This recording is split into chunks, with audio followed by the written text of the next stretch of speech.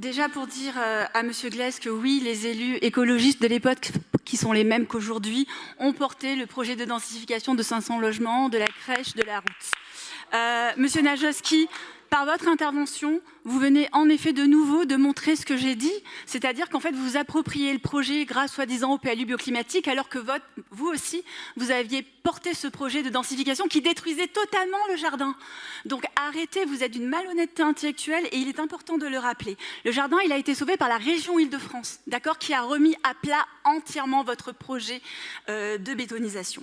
Alors concernant la dénomination, là encore, on a eu l'occasion de vous le dire lors de Copil, c'est le jardin, en fait, des lycéens de Paul Valéry.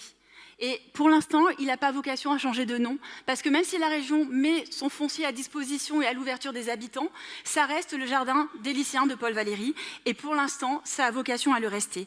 Alors, si vraiment vous continuez à insister, moi j'ai envie de vous dire, occupez-vous de vos compétences, parce que vous n'arrêtez pas de nommer, dans le 12e, tout a été renommé, débaptisé, même les rues qui n'existent pas encore, les rues piétonnes, les pistes cyclables, tout a été nommé. On dirait que vous avez encore besoin de venir nommer aussi un ensemble qui appartient à la collectivité régionale. Donc moi, ce que je vous propose, c'est plutôt d'apposer une plaque, en effet, sur ce jardin, qui rappellera, en fait, le jardin des lycéens de Paul Valéry, sauvé par la région Île-de-France, par sa présidente Valérie Pécresse, du saccage programmé par la ville de Paris. Ça, on peut le faire et ça peut être très marrant.